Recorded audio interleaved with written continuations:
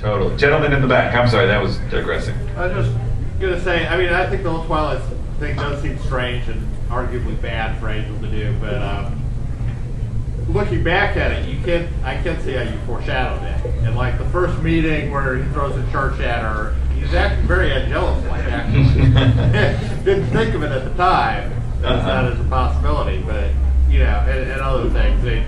And the whole battle with the goddesses is basically using up the soldiers against the goddesses when the general's telling them to pull back. So I don't know why the Chinese military didn't do anything. That's true, actually. Young lady in the back again. Emma. Yes, lady. Back. Oh, one, either one. Glasses, no glasses. I have two questions actually. One is, can you all talk about faith in season 8? And the second question I have is, has there ever been any discussion about using Christy Swanson as a Buffy likeness? I can answer this. It's funny you say that, because when I first got this gig, everybody knows I wasn't into Buffy at all. I'd never watched an episode. I knew about it peripherally because, you know, she's just part of pop culture. And when I first started talking to Joss and got the gig and started watching it and becoming more acquainted with it, I swear to you, I thought I had the revelation of revelations. I'm like, oh, you know, why didn't you ever bring Christy Swanson as like Buffy's older sister or something? That would have been the most coolest thing in the world. And he was like, yeah, no. The movie and the TV are two different things. And in all honesty, I'd rather forget the movie because that's not where I wanted to go. No offense to Christy, of course.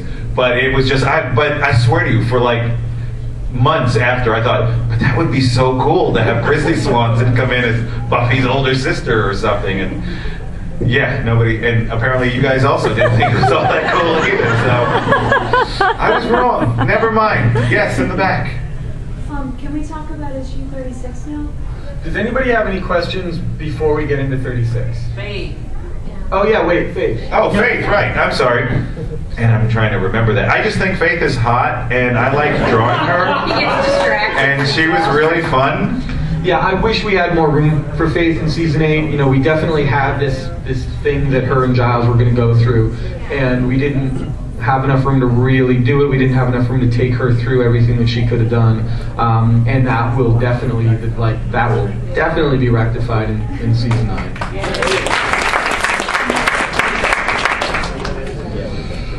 All right, so before we get into 36. Yes, sir. I just have one other question. Since you were mentioning the actors from the TV series, have you gotten any feedback from them about what you're doing with their characters? Have I, or have you? Mostly through Joss, you know, like.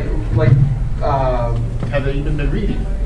I know Seth Green was reading it. I don't know that he still was. He was reading it, and very famously, I don't know if y'all saw this, but at the Paley Center thing a couple of years ago, 10th anniversary, on camera, he tells Sarah about the Buffy Satsy thing, and it's just like, and Sarah's just like this expressionless thing. It's amazing. And he's like, oh yeah, Buffy has a girlfriend now. Buffy's sleeping with women. Sarah's like, oh really? Oh yeah, did she say is it Willow? Right. Yeah, it was awesome. But yeah, so Seth was reading it. I hung out with Tom Link a little while, and he loved it. He was like, he even wrote me, like, he signed this picture for me and says, hey, thanks for making me look so good and all that. He's just the sweetest guy. So he was the only guy, though, I've actually come in direct contact with who's actually in the book that I'm doing. Oh yeah, well Juliet, but she's Juliet, yeah, and I'm friendly with Juliet Landau, but she's not in the book that I do. So unfortunately, that was something she could talk about but couldn't really say. But yeah, like I know Joss still hangs out with Allison, and I don't know that she's ever had anything to say about it. I can only assume that they might pick it up, or people tell them about it, and somebody might send them things.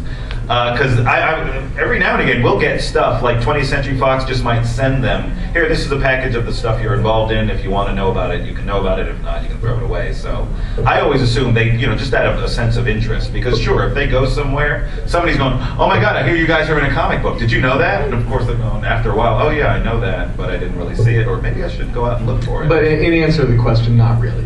Basically, like we've talked to some of them. You haven't gotten any phone calls or letters from any of them saying, "What the hell are you doing?" No, they don't care. You know. Yeah. Right. Oh my God, I'm such a big fan. Thank you for calling me.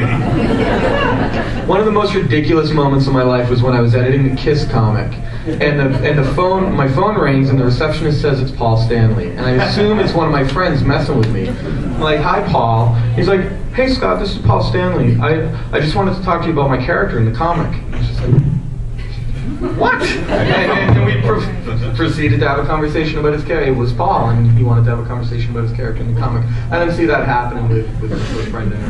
Like, it'd be funny, and it'd be welcome, but I don't really see it happening. They must have a very arm's length thought about all this stuff that's kind of in their past.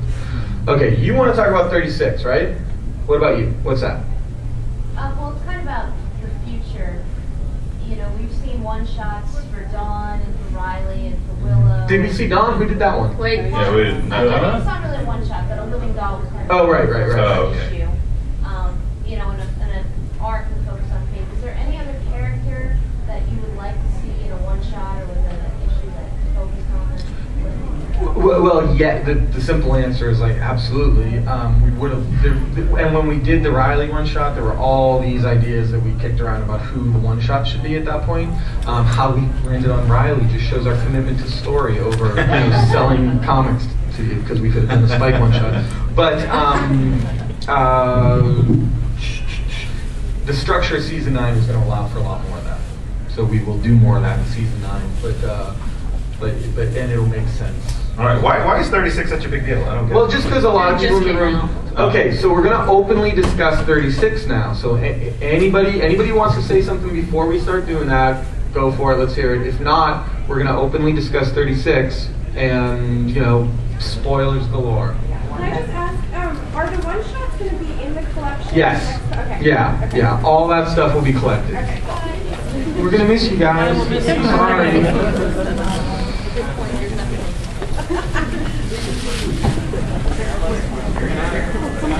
One shot for Kennedy where she has like a really good day. And then they kill her? Where she's happy. She has everything she wants. Yeah. 2 issues. So many people hate Kennedy. Well, I think there are things that are going to make some Kennedy haters really happy. That's all. Not what you're thinking, but anyway. Okay, so Excuse her with a sword? not that. That's what I said. Not that. So it hurts. It hurts because people blame me for it. Okay, so 36. First of all, time travel. I've been having these discussions online with people who are like, "Oh, so Angel traveled through time." Did you hear about this? Everybody cracks it open and they're like, "Oh, Angel traveled through time to crash through the Hollywood sign," and we're all just kind of stumped. We don't know what that's about. It's not time travel. It is in conjunction with After the Fall and with IDW stuff. And what they're going to do in their series, I think, will help make that make a little bit more sense. But he didn't travel through time. So we had the one time travel arc. We only did it once, right? We had the one time travel arc, and that's not what's happening here. We leap back in time to before season 8 ever started for those opening bunch of pages, and then we come to another point in time when we see Spike's crazy shit come through. But neither of them were time traveling. So discuss. How did Spike end up on a giant ship that's manned by bugs? I never thought I'd say these words, but read the IDW comic to find out. Were you not paying attention when you just said that? So it's in the Angel. In Spike, actually. Like IDW recently announced an ongoing Spike series. And written by Brian Lynch, I think drawn by Uru, or somebody. They announced it as an ongoing series, and then somebody screwed up and announced that we're getting the license back. And so it's an 8-issue series. The Spike series is an 8-issue series, and it ties directly into this business with the bugs and the spaceship.